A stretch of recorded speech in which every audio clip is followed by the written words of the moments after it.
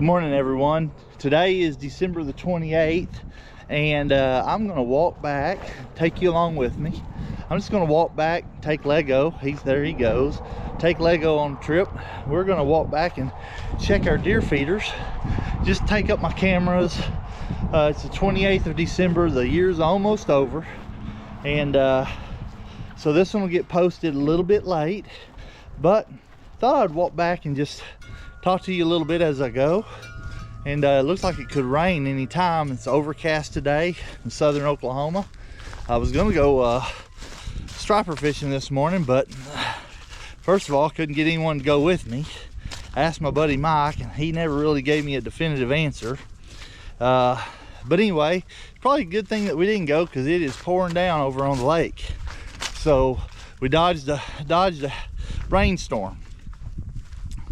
But I've got Lego out here, and I'm doing something today that I haven't done in probably 20 years. I am carrying along my favorite rifle. Feels like when I pick up this rifle, this is a rifle I grew up with. When I pick up this rifle, I literally feel the stock in my hand, and I'm telling you, especially this time of the year, the memories are just flooding back because of me holding this rifle. Some of the best memories of my life, hunting with my buddy Mike or hunting by myself, are holding this rifle. And it's my favorite rifle in the world. I was putting on my shoes this morning, and I thought, you know what, I'll just grab the 22 and walk back there with the 22. I haven't taken it forever. And my neighbor told me the other day he was riding around on his side-by-side, and he said, Brandon, he said, there is a big cat. He's talking a mountain lion.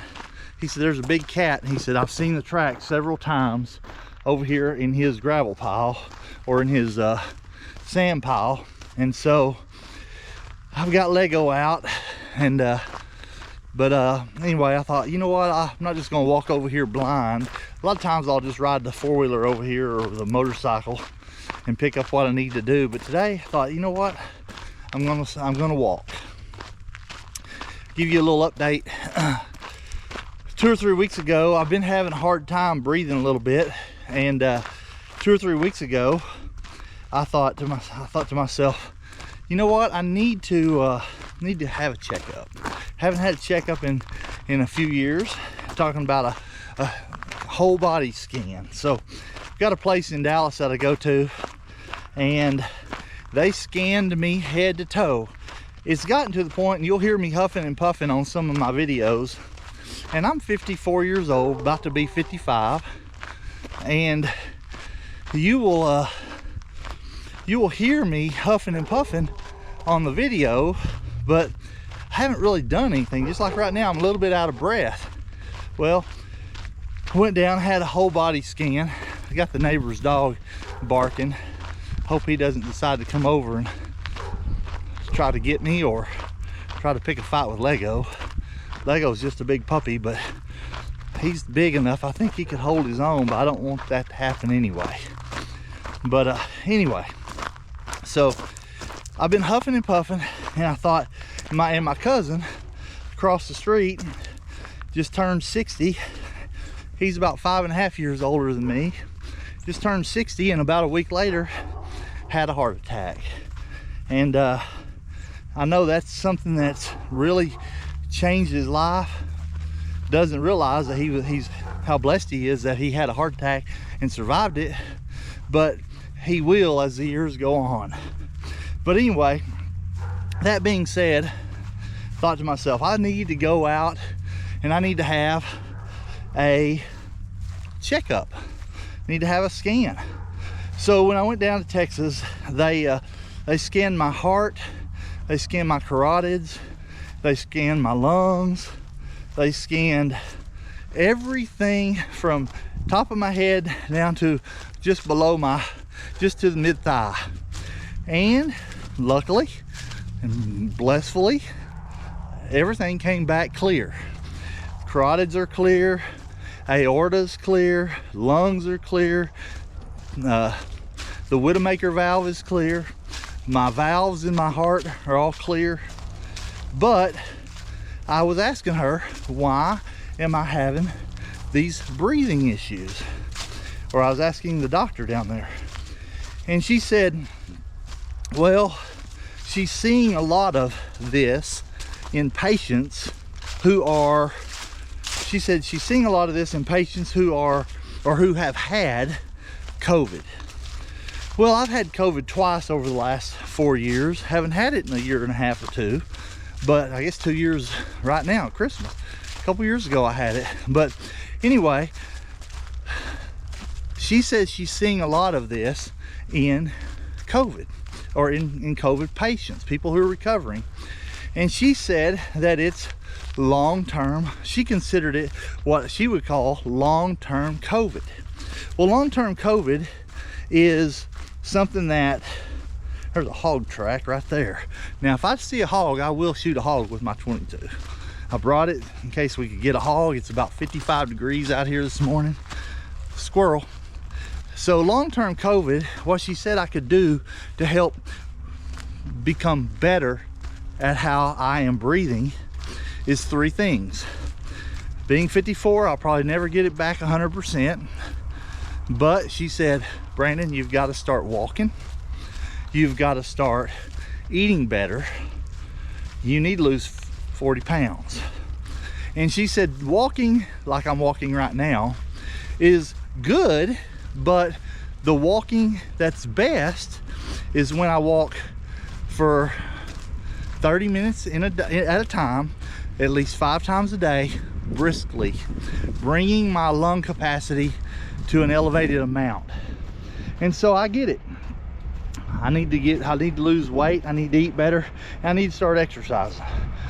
She said in that environment, the COVID virus that probably is still lingering at some point in my system, that the COVID virus would have a harder time causing symptoms because it's in a healthy environment for me, unhealthy for it.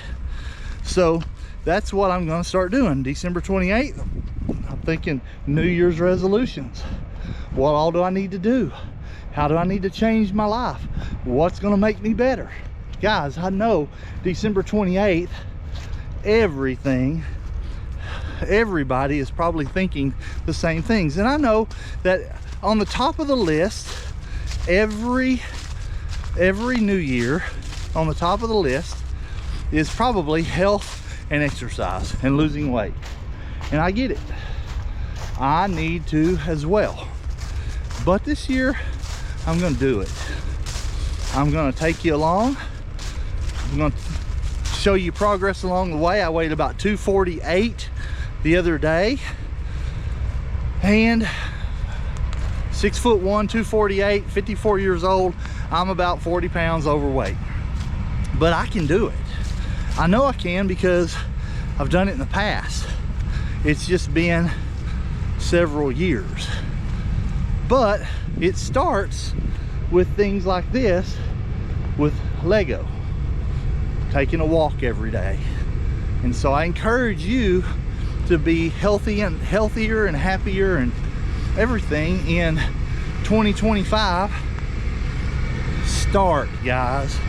Start, so that you have more time to enjoy with your family, more time to enjoy with your friends and people around you.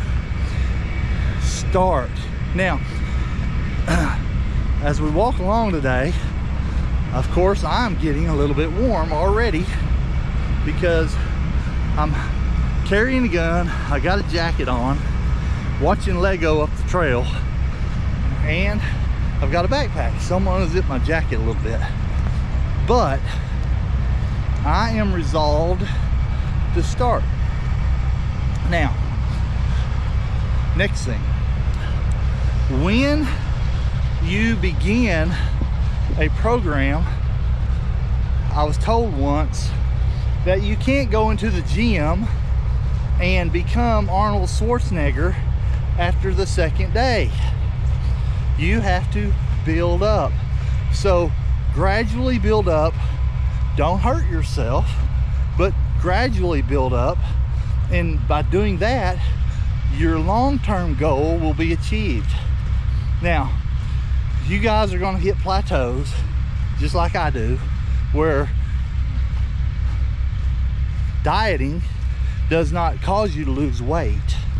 You're gonna hit plateaus, and dieting and exercise are going to make you healthier, but you're not going to always hit the goal that you think that you should be on. But goals are measured in different ways.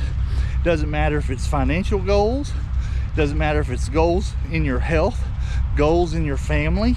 All these goals are handled and met in different increments. It's that old saying, you eat an elephant by taking the first bite and then one bite at a time. You don't eat the whole elephant in one day. So keep that in mind as you are preparing and walking in your new found goals for 2025. Make sure that you take it a step at a time. Now, I hope that was a pep talk for you guys. I don't know if it was one for you or if it was one for me on my first step to the journey. Now, it's December 28th, guys. The diet thing is not going to happen until after January 1. I'm not going to start a diet at the end of the year knowing that I'll probably be eating a lot of food, and junk food at that, come January or December 31st or January 1. I'm going to be splurging. But the walking can begin today. The walking begins today. I'm walking over here. It's about probably round trip 2.5 miles. And for some of you, that may be too far at first. But each day, go a little faster. Each day, maybe go a little farther. Each day, take time that will benefit you and your family and your friends. All right, guys. So I'm about to go down here and cross over the creek, and all this time I'm carrying my .22 rifle. I'll talk about that with you guys when we get up here a little ways. It's one of those rifles that just holding this rifle brings back lots of memories for me. And so I'm gonna give you guys a little insight to Brandon today. Appreciate you listening, and I am going to turn the camera around so you guys can see what I'm about to go through with this canyon.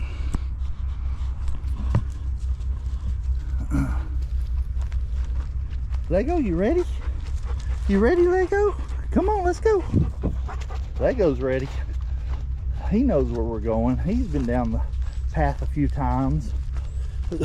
So we've got a canyon here. I'll step over here to the side and show you this canyon. Got a canyon that has a pipeline across it. You can see that pipeline there, but it's got quite a bit of water in the creek. And anyway, the side of the canyon keeps sloughing off and eroding, but we have a pathway that we've cut down through the side of this canyon, and you can see the pipeline right there in the creek.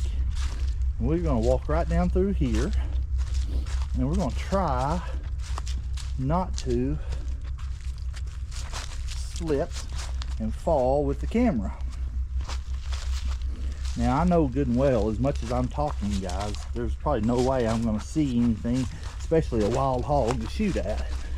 Lego, he's done crossed the creek, and I'm going to step in this. I'll probably get bogged up to my eyeballs. Oh, it's not too bad. Okay. Lego's at the top waiting on me. Well, I say waiting on me. He's already gone. There he goes across the top of the hill. There he comes. Come here, Lego. He's hunting. He's excited. He's being able to get out of his pen and go and work off some energy. Come on, Lego. Come here.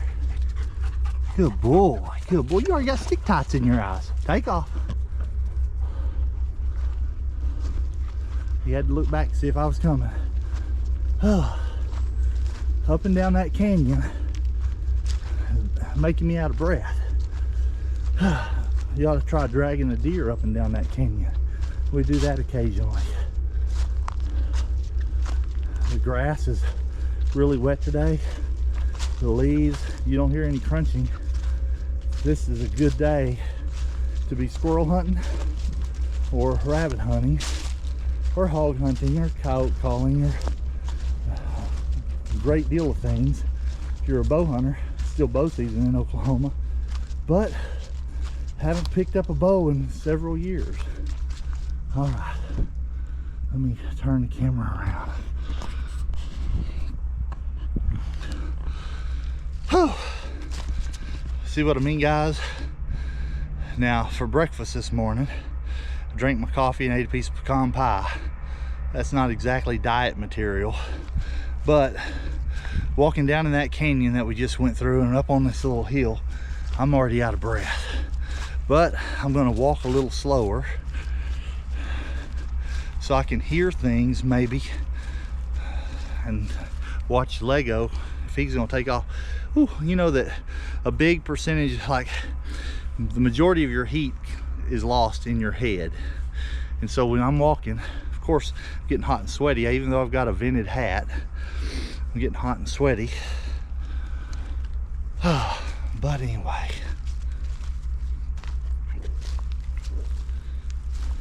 Walk slow.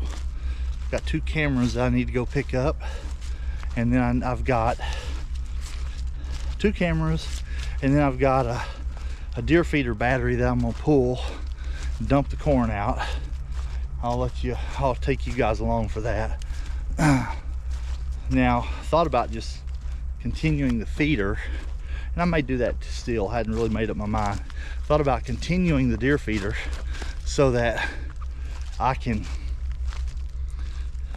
possibly come over here in January and February and hunt some hogs. But one thing I forgot to bring was a charged battery. So if this one's dead over here, depends on how much corn I have left in the feeder. I'll see if it's dead or if it's still throwing corn, or if I even have a lot of corn left. I may or may not bring another battery over here on my next walk, but we'll see. I know one thing, Lego is in hog heaven. He's in hog heaven, just out here in the wild roaming.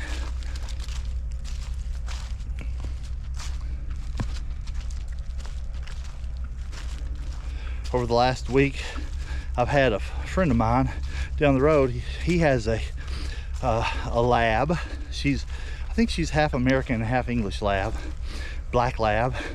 Anyway, I've had her in the pen with Lego. Of course, she's been fixed, so there's no issue there. But he's had a playmate. Well, my friend came back yesterday from his Christmas vacation, and he took his lab home. And anyway, her name is Sue, and Lego is missing Sue. Let's go, Lego, let's go. So he keeps coming back and checking to see if I'm coming. I'm coming slow. I'm not increasing my heart rate if I can help it, because I'm trying not to break a sweat. I should have just walked and not even brought this little light jacket that I have on, but I didn't know if it was going to rain or not. That's why I brought it. I've got my backpack on the back, and we're going to come over here and we're going to use the backpack to carry all the stuff back out with. I've got a water bottle in the backpack, plenty of water around for Lego. He just got a drink in the creek. And so looks like there's something right here that was killed. I'll flip you around. I don't know what kind of hare this is, but it's some kind of a hare, and I don't know what it is, but anyway, some kind of hare from an animal. There's Lego. I've got 10% remaining on the battery. I'll switch it in a minute or two. Actually, I'm gonna switch it now. So guys, stick with me. I'm gonna switch it now so that if we get up here in this clearing and there's a hog or something, I can possibly look at it. What are you doing, Lego? What are you doing, Lego? Yeah, he's a good boy. Good boy, Lego. I ain't got anything. Oh, you saw my plastic bag and thought I had a cookie, didn't you? I don't. It's just a battery for my GoPro. Yeah, let's go. All right, guys. Are you all tired already, Lego? Oh, he's gone. All right, guys. So I'm back with you. I took off my jacket. That's why I have a different shirt on now. Took off my jacket, cooled off a little bit. Switched batteries in the GoPro. Now I'm gonna ease on up through here. Now, one thing I really like about this Remington, this is a Remington 550-1. This was, I'll tell you a little story about this as we go, but what I like about it is it fits my hand perfectly. Guys, when I was a little kid carrying this and I was trapping, I could carry this all day long and not get tired. It's not a light gun, it's just, it fits your hand perfectly. And as far as accuracy, I've made some incredible shots over the years with this little gun. So this is one of those guns that one of my boys will get, probably Seth. He's the hunter of the family, and want this to stay in the family. It was passed down to me by my dad, and I'll tell you the story about that here in a little bit. Let's keep walking. The Remington 550 Model 22 long rifle. This is a semi-automatic rifle. This gun was made from 1941 to 1971. In 1946 to 1948, I think there are the 2 years, it changed from being the Remington 550 to the Remington 550 Space 1. There was a space between it. All right. Mine is a Remington 550-1. The 550-1 is the newest one that they made up through the end of 1946 all the way through 1971. This Remington was sold hundreds of times. Now I've looked and looked and looked at this Remington. I'm gonna turn you around here, let you see something on this gun. Get my glasses out so I can see it. I'll show you the model number. The model number is model 550-1. But when you look at this rifle, it's a Remington Arms. There are the patent numbers, but there are no serial numbers. It's a Remington U.S. Patent Office. It'll shoot 22 shorts, 22 long rifles, or 22 longs, and that's really good because just about any bullet you run through this thing, it'll work. But this one, back when I was about 10 or 11, I completely refinished the stock. I had beat it up pretty bad. I was carrying it trapping. As a matter of fact, let me show you something. The butt plate on it, see the butt plate? That's not original, of course. That is a leather butt plate.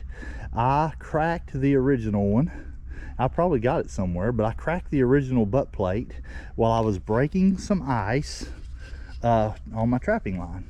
But anyway, so what I did was, after I refinished the rifle, I put that butt plate on there by cutting a piece of leather out of an old belt that I had when I was about 10 or 12 years old. So this rifle has been around. It's got a strange patina. I've blued it, but it's got a worn patina on it. Doesn't hurt the shooting. I keep it greased and oiled. Now this one has to be pre-1968, because before 1968, rifles and guns in the United States did not have to have a serial number on them. This one, I can find no serial number whatsoever. I've looked all over it. I see patent numbers, but no serial numbers. And so this is one of those guns that this is one of those semi-automatic rifles that shoots really accurate, that I will hang on at least for the rest of my life. And the parts are pretty easy to get, but I have as a matter of fact, I'll show you something else on this thing. See this little blade? You got this little blade right here. This is your rear sight, and you've got this little adjuster here. Now this adjuster, I lost the original one, and this little adjuster came out of a Red Ryder BB gun, and that one's been in there ever since I was a kid, and I haven't re-sighted it or nothing. It's just adjusted the way I like it, and it is a really accurate little rifle. Anyway, that gives you a little history on this. Now my dad told me, I was born in 1970. Turn you back around. My dad told me that he purchased this rifle off of a man who was camping down at, let me take my glasses off so I don't stumble. He purchased this rifle off of a man who was camping down on Hickory Creek on Lake Texoma. I think he said he gave 20 bucks for it, which may have been too much back in the, whenever he bought it. Now, I was born in 70, and this rifle, as far as I can remember, has been in our family all my life. And so I'm assuming my dad bought it. I know he had to have bought it prior to 1970, is at least my earliest recollection is 1974, 3 or 4, when I was young, because I always looked at guns and looked at the gun case and loved this gun. Anyway, this rifle had to be made before 1968 because there are no serial numbers on it. So don't know how old it is. Supposedly I can get the patent numbers, and if I get the patent numbers, it'll tell me that they're on here. I can just get those and it'll tell me the year and date ranges that this gun might have been made. But Remington made a heck of a good rifle. One of my buddies who had the Lab, who we've been friends since we were little kids, he actually, I think he has one as well. And I remember when we were kids, we'd go hunting. First time we ever went hunting together, we were probably 6 or 7, and yes, I'm a year younger than him. He was probably 8 or 9, I was probably 7 or 8, something like that. Our family allowed us to go out and take these rifles without killing each other or without shooting each other, and we went hunting. And that day, I remember it like it was yesterday, although it was almost 50 years ago. I remember I was sneaking up here on this clearing where our feeder is, but I remember that day we were out shooting birds. I don't remember what kind of birds, but it was about this time of the year. It was in winter, rainy day, about like it is today. And I remember shooting one that he was aiming at, and he told me, he said, "You will never beat me again." You know what? I haven't beat him very often since. But anyway, that's just how competitive we were. But he's been like a brother to me all my life, and I hope I've been like one to him. Times we don't talk as often as we could, but we still love each other. So let me show you here what we've got. I'm gonna turn you around. There's our deer stand. Looks like the netting, the camo netting, is coming off. But Seth, we saw several deer out of that stand this year. Seth, he passed on a 10-pointer because it was a church night, and so he didn't get one. And then that last night we were over here, we saw 5 does and we saw a small buck that was a 6 or 7-pointer. But this morning I don't see anything walking. Legos probably scared everything off along with me talking.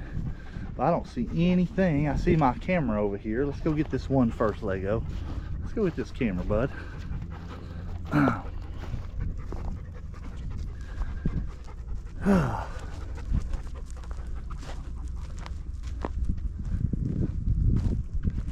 It's been a couple weeks since I've even checked my camera, because deer season's been over now for a little while. But I just left it up.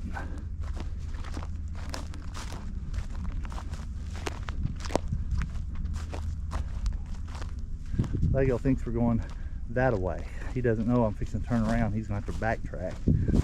But here's my camera. Now, I didn't hear it go off. It tells me that the batteries are probably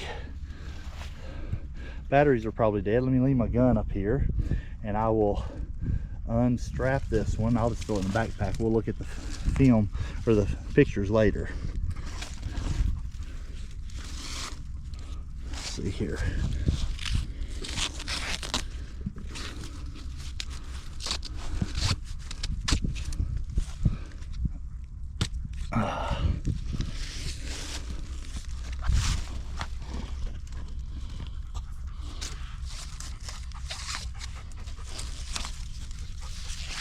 Pull this one loose. Looks like my strap's about worn out. It's probably from mice. I need to take a lighter and singe I can singe that, and it'll melt those, and it'll keep them from fraying.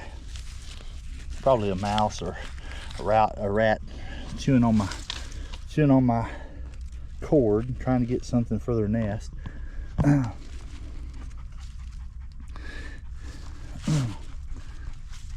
Lay that on the ground right there next to my gun, and then I'm going to turn it around. I'm going to take my backpack off. Take my backpack off and get this thing.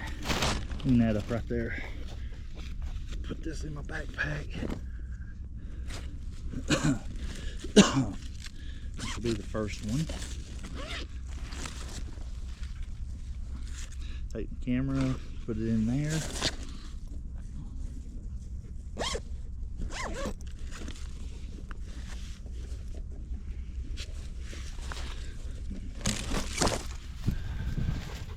All right, I'm gonna walk over here to the deer feeder, and we're gonna see if we can't get that camera and put it in the backpack as well. Have them down. I'll have to go and take my batteries out of them. If you leave them up all year, your batteries will eat your cameras, and so we want. And we know there's things coming in and going. Don't know what time if we take them down, but we do know things are coming and going. But I don't see any corn under the feeder, which tells me it's either out or the battery is dead, or both. So don't have anything under the feeder. Let me walk over here, get my camera here, lean my gun up. Guys, when you lean a gun up, make sure there's no way for it to fall and shoot you. Guns that fall over are real easy. So what I did was I laid my gun up between a branch that's going up and a tree. I've got a good fork to lay it in. And but anyway, here's my camera right here. Take that down. Here's my deer feeder. Now it's got a little bit of corn, but it's out, because me spinning it isn't going to matter. So it's out of corn. So let me take this off. You know, we didn't have as many hogs on the camera this year as we normally do. But I am going to take my battery out. I'll come get my feeder later. There's my battery. Take my alligator clips off. Take the battery out. One thing I do always with my deer feeders, guys, you can see it back in the back, is I always take my instructions on how to set it. Because I got more than one of these and they're a little bit different. But I always take my instructions, put them in a Ziploc bag and put them in the back. So that if for some reason I have a problem while I'm out here, I can set it because I have the instructions with me. Tighten that back down. That'll hold that. That's coming through. That'll keep that good and dry. I'll come over here later in the year and actually take this down, and not my cable, but See, I've got my cable. So this is how I set up my, I've got a YouTube video on how I did this. I climbed up that tree, Seth was filming me, and I threw that cable over a fork in that tree up there, pretty high up. You can see I'm pointing to the area, but that cable comes across to that tree, from that tree, and then it comes down to this winch. And so, but from that tree, the cable comes down and it just makes a, I put a hook on it. I'm sorry, I put a pulley on it. I put a little, I could have cut off the extra cable or shortened it, but I didn't. But then I ran the cable from the winch up through the pulley, took the pulley apart, put the bolt back in it, ran that thing through, and now I've got a hook where I can hang my feeder. And all I do is crank it, and when I crank it, it'll go from down here, and it'll pull it tight, and it'll just pull it up to where it needs to be. And that's how that system works. It's real simple. Now, my pulley is down here pretty low, and you could have a hog rub up against that. So I always put a bolt or some kind of a latch in here to where if a hog did trip this for some reason, it won't just fall down. This will catch and keep it from unwinding. So because hogs are real smart, if they learn that that's possible and they can get the feeder on the ground, they'll do it over and over, and you'll be dealing with that all the time.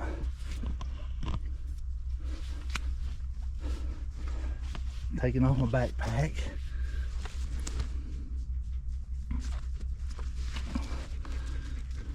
Turn this thing around. Okay, lay that down on the ground.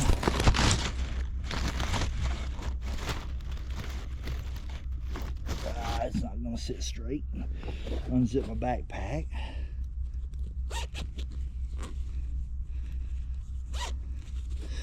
Put my battery in here. I didn't test it to see if it's good or if it's dead or not. Take off my bungee cords for my,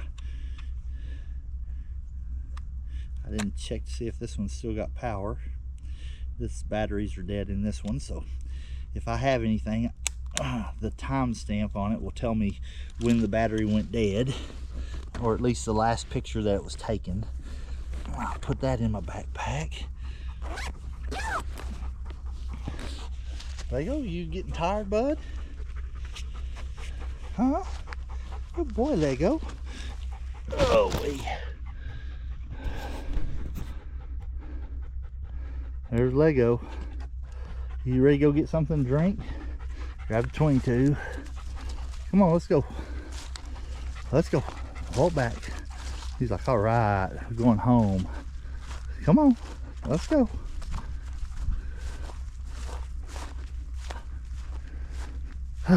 So I've walked over here. It's taking me a little while, but now I'm just gonna walk slowly back. May or may not run into anything that matters, but I may not even get a chance to shoot this 22. But just carrying it over here on a day like this sure makes me happy. Enjoy just being out here in God's great outdoors. What you doing? Oh, you can see here he's smelling, because that's a root where we've had a hog come in here and root up the ground, and he smells him, but he's never encountered a wild hog yet. Maybe he won't. They'll usually just cut a dog up real good, so maybe he won't have to encounter one, but I guarantee you he would give chase if there was one around and he smelled him. So we're gonna walk back, ease back over. Tell you what, Lego, let's walk back this other way. We've been down that way, let's walk this other way. So I'm gonna turn you around so you can see what I'm looking at as we walk. So what we're gonna do is we're gonna walk towards that gate, and we can come out over there a little ways, about a half a mile. That's from here to that white gate over there. You can barely see it probably on the screen in the background. It's about 300 yards. I was sitting over there one time, and I was sitting over there on the side of the hill with one of my other dogs, and a deer came right out of this clearing right here, and I was sitting over there with my .338 Win Mag, and that deer came right out, and he was right in this area, and I shot him from over there, and I guesstimated about 248 yards. And I didn't find him till the next day, and the coyotes had got him. I did get his horns and his skull, but that's all that I found of that deer. He's a 12 point, nice one. And what I did was, after I shot him, I think I shot him a little bit far back. It probably hit him in the liver. And when I did, he went right over there about where Lego's at and laid down, and I thought he just fell. Well, I get up, come traipsing down the hill, thinking, all right, he's dead, or I've got him. He gets up and he runs, and it was snowing big time. It was snowing. It's the first time in a long time that I was able to hunt in the snow. This is in 2012 or 2013. Anyway, it was snowing, and I followed him over 1.5 miles until I lost the blood trail, because it was easy to see on that snow.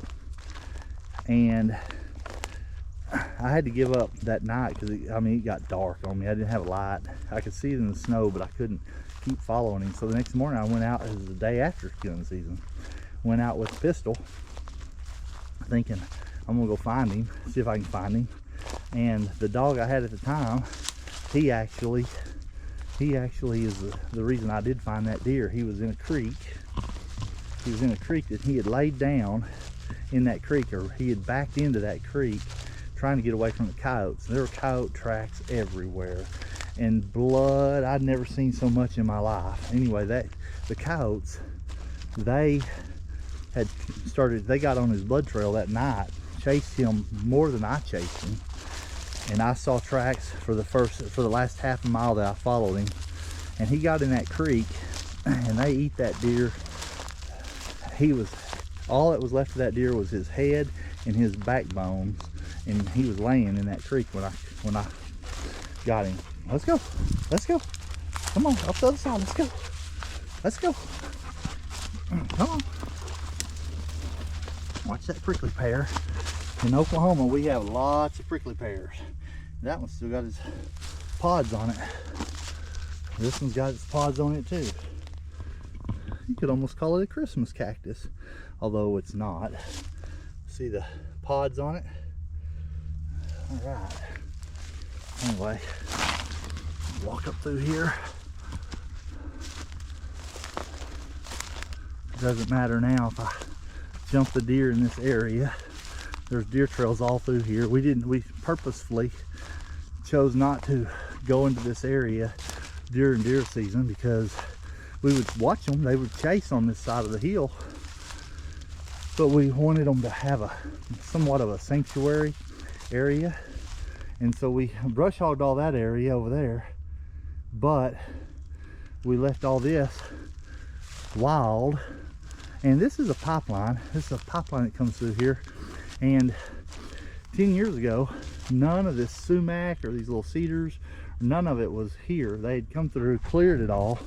And so I assume at some point they're going to come back through and either clear it or spray it, kill it. But the deer really like this area. So we're going to walk through here, and we're going to go up the other trail that we use for four-wheelers. See what we can do. Surprisingly, I've got tennis shoes on. Surprisingly, my feet have not got wet yet, but I'm trying not to drag them. I'm trying to pick them up. All these little trees to sort through.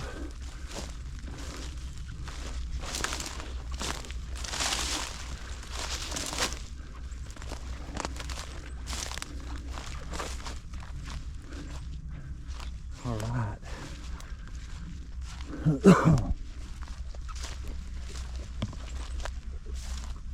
Oh, what did I hear? Oh, I hear Lego. He's in the creek. Oh, he's getting him a drink. Oh, drink it too fast? I think you did.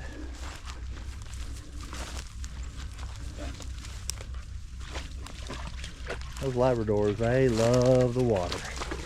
They are originally a Newfoundland dog, and the English took him over to England, and he is, what I was told by my buddy Mike, he is probably more, he's probably an English lab because of his big square head.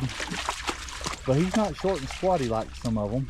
He's just a big, tall dog.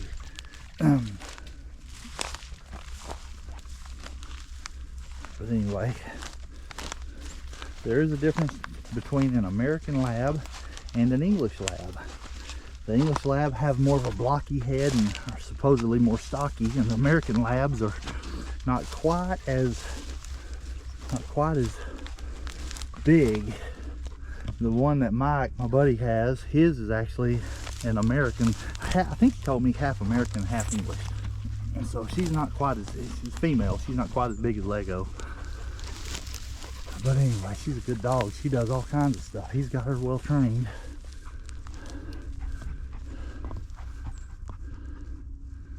Whew. Have to pause and catch my breath. Turn you around. So, walking on up through here, it's the heels that get me with my breathing. And so, guys, one thing that I encourage you all to do, I encourage you all to do it just because in 100 years from now, people will not remember who we are. And so your grandkids, your great grandkids, they may hear stories of dad and grandpa and papa or whoever, but they won't remember who you are. But these videos on YouTube give us an opportunity to document a segment or a small part of our life so that we can document, or so that we can leave a legacy for those that we love to know who we are, what we did, how we thought, what we enjoyed. And so YouTube, it's sometimes YouTube is about, let me show you how to do this one thing or this certain thing, or how I did this one thing. And sometimes it's just about, hey, let's make a funny video. And there you go, no problem. I'm over here on the other side. I'm gonna turn you around. Actually, I'm just gonna show you in the background. Now, we've walked from way over there, and we're close over here to the top of the hill, and we've crossed a couple little creeks, a couple canyons, and I'm going up a hill. That's why I'm out of breath. And Lego, you out of breath too? Lego's out of breath too. I hear him huffing and puffing. At least he did get a cool down in the water. But no, YouTube is, guys, I do that a lot. Squirrel, ADHD, I've got it. But YouTube is all about showing people and leaving a legacy so that those around you can see a little bit about what you did. And hopefully I can give you, the viewer, a little insight. I'm not ashamed of what I do. I'm not ashamed of how I am. I just want to express what I do and how I am with other people. And that's everyone's personal opinion, but it's free. Why not do it? I've got the video camera. Why not do it? So let me turn you around, show you how this looks.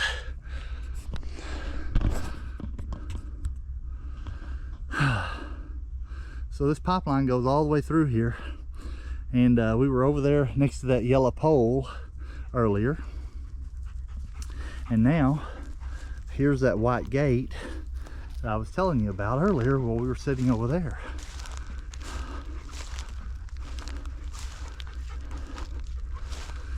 So all that way over there is about probably 300 yards as the crow flies, maybe a quarter mile if you walk up and down these hills.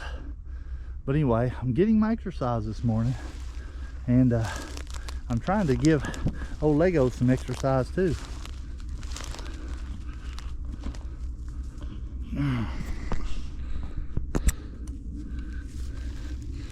Okay, so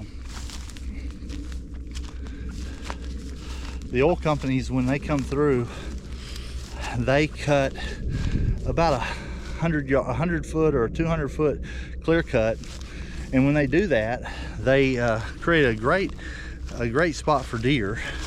But they have access to your land from that point on in case they have a leak, which is understandable. But they have access to the land. They cut gates in the fences, and they keep that so that they can come back on the land in the future and repair or do whatever. Some people don't want them on their land. They won't sign a deal with them. But I think when this oil company came through, that they were paying the landowners for that privilege or that right to come back later. I think $10 a running foot. So this person who has this 160 acres right here, they went across this land, and they've cut across this land over a mile. So they paid them $50,000 or $60,000 just to come through on a pipeline, and people that were here, they didn't mind. It didn't bother them any because they don't even live here. They live in a different state, and so they did not mind at all if they gave the oil company that right or not. They still own the land. And okay, so what I'm about to do, guys, is something that I probably wouldn't recommend, especially with a gun, but the gun will help me balance. So I need to cross this little creek, or this little ditch, and there's a pipeline right here. It's probably about a 6-inch pipeline, and I've walked across this thing 100 times over the years, but let's see if I can do it again without falling off. Whoops. Let's try it again.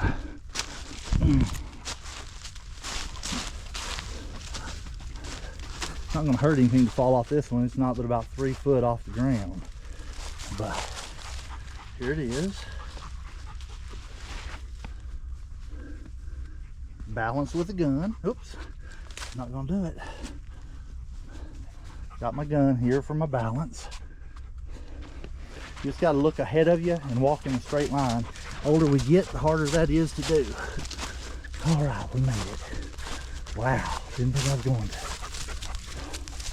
There goes thinking, what are you doing? So I made it across that pipeline. Now then, let's go down here.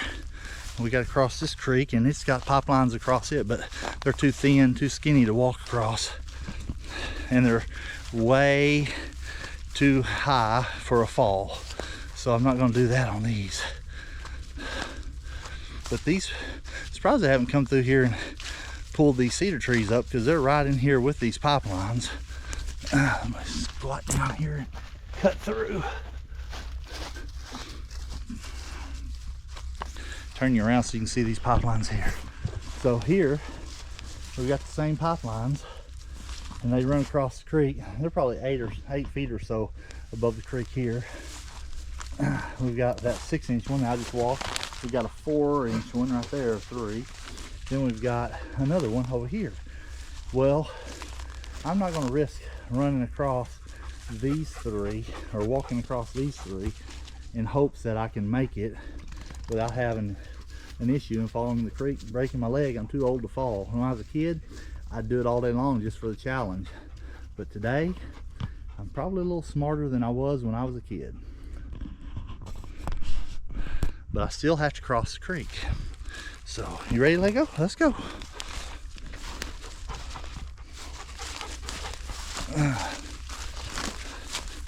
Let's go.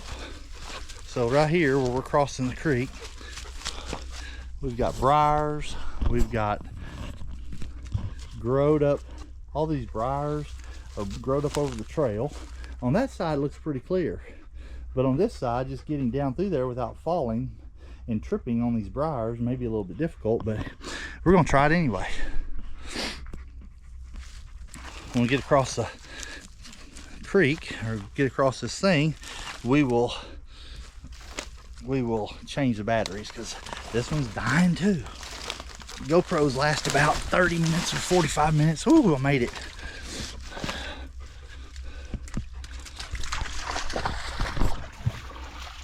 What are you doing, Lego? Are you having fun in the water? Okay, guys. Walk up through here. We'll change it at the top. You can tell that.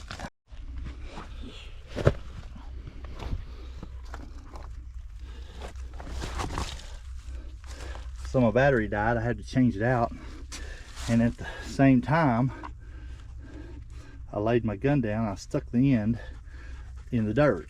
So let's get it right up here, and we'll take and clean that out. Let me get up here on level ground. Let's see what we got. Okay, so I stuck the end of my gun in some dirt. I'm just gonna knock it off. I'm gonna knock it off there. I'm gonna look at the hole and see if the hole is compromised. It's got a little bit of dirt in it, and I would suggest, instead of shooting that out, that you actually take a little bitty twig of a little stick and you clean that out. But before you do, make sure you unload the gun. Either unload the gun or make sure it's pointed in a safe direction. Now, I'm gonna do something stupid.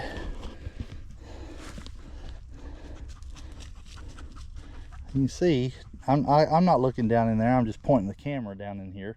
It's not completely blocked, so I'm not at risk of this thing backfiring. But I'm gonna go here.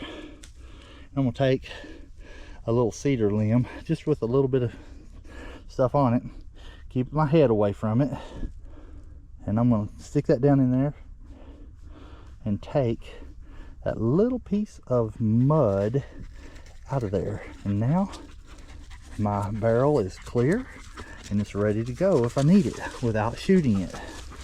Now, guys, I was holding the GoPro, and I was holding that GoPro, and I was holding it over the hole, but not my face and not my fingers. That way, if it went off, Brandon didn't get shot and lose a finger or lose an eye or die. So just got to be careful when you're walking up these hills, because when you do, you may accidentally stick your gun in the mud. And or if you trip, make sure the barrel's cleared before you keep going, because if you don't and you walk up on top of the hill or something and you have to shoot that gun and it's not clear, then you will risk injury or death. So don't want either one of those to happen. Climbed up out of there. Oh wait. So guys,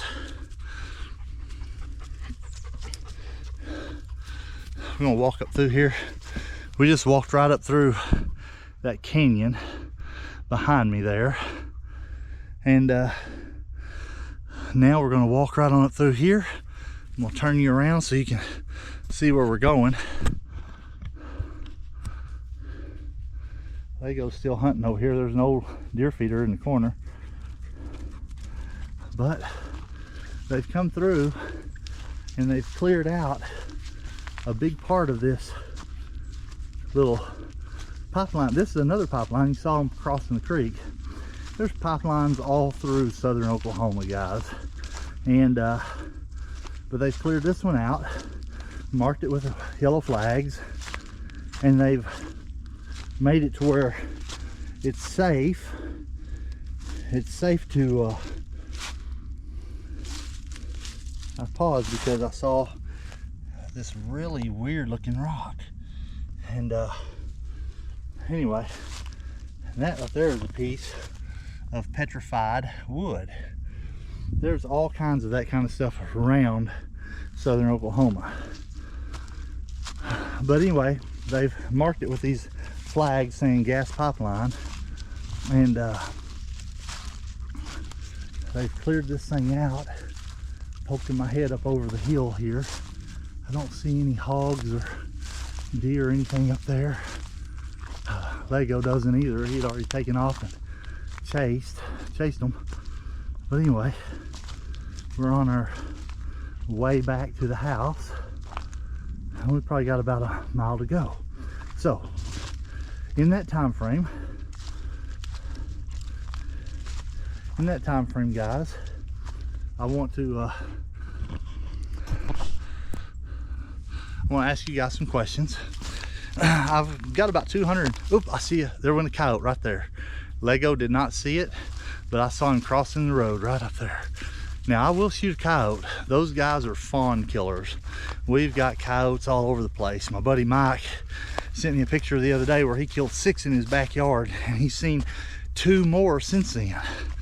So there are coyotes, and my big deal is I don't want to run into that mountain lion that my neighbor says he sees the tracks of. But anyway, all that being said, guys, I've got about 235 videos on my YouTube channel, and I am asking you to, in the comments below, send out a text on what you might want me to try to do in 2025, try to accomplish, try to create. I've got some ideas. That every time I think of something, I write it down. I don't always get around to them, but I've got quite a few ideas, from fishing at Blue River to possibly fishing at Turner Falls for trout, to, of course, we're going to fish on Texoma and maybe down on Ray Roberts and Lake Breckenridge down in Texas, maybe Moss Lake, Lake Murray. We do a lot of fishing, but we also, if you guys have I've been watching a guy on YouTube. He's got a kayak, and he and a friend, they'll go out and they'll camp all night on some sandbars, and they will fish for big giant catfish. His channel, I'm gonna tell you, is Chasing the Moby. Chasing the Moby, M-O-B-Y, like Moby Dick. Chasing the Moby. He's really entertaining, and he's really successful. He makes me want to do some of that myself. But anyway, Seth told him that maybe in the spring we can possibly do some of that overnight camping, catch and cook kind of thing, see what we can find. Lego just found that trail of that coyote that went across, so he's running through the woods looking. Doesn't know where it's at, but anyway,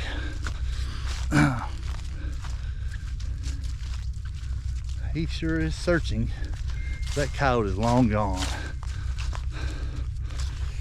A dog the size of Lego doesn't have to worry about one coyote. Now, a pack of coyotes maybe, but not one coyote. He can handle one coyote. But as far as a big mountain lion or a cat probably take down a dog like Lego. There's some big mountain lions out there. You find it? You find it?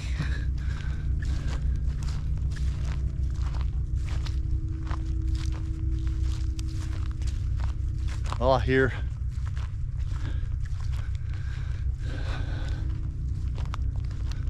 somebody driving. I don't know if they're driving on a side-by-side or if they're driving on a four-wheeler. Maybe they're not. Maybe they're just on a tractor or something, not far. But anyway, we're walking back. We're gonna see what we can do. But anyway, what I was getting at is, guys, when you have when you have an idea, if you would shoot me, just put it in the comments down below. I'll try to recreate this thing, or do this deal in 2025. I'm looking for ideas, and I do a little bit of everything on my channel. Probably part of the reason why it hasn't blown up is because I'm not real specific, and I'm not catering to just one group of people. That's one of the YouTube things that they say is, if you want to grow and grow big, cater to a specific group of people. So I haven't really done that, but if you do like my channel, please like, subscribe, comment, help me out. All those things do, and we will be there producing content, good Lord willing, as long as my health hangs on. And I also will be making videos with Seth, my son, and maybe Noah if he goes fishing, and other friends that go fishing with me. If they go fishing with me, they're going to be on video. And anyway, guys, I'm going to ease on back, and I'm going to say goodbye for now, but I appreciate y'all coming along with me today and getting my cameras, hearing some of my goals for the new year. Guys, set goals, but don't set such goals that you can't attain. When you reach that new goal, set another small goal and go after it. Remember, it's just like that elephant. You eat that elephant one bite at a time, and if you do that, at the end of the day, you will be successful. I heard one time that Michael Jordan said his goal was not to go out and make 30 points in a game. His goal was to try to make one basket each time he went down the court, or each minute that he played. And he knew if he could do that, which sometimes he did, sometimes he didn't, but if he could do that, then at the end of the night he had 30 points. He didn't set out trying to make 30 points. He made small goals, and then he reached them, and those goals add up to the big goal. And that's why he's one of the greatest. So you can be great in 2025. I encourage you to set goals. I encourage you to go out and have fun with your family and friends. Pick up a camera, film the things that you're doing anyway. That's why I took you along today. I was gonna walk over here and get this. Why not film a video that some of you may or may not like to watch? It's pretty long, but film what you're doing. That way you're good to go, and you can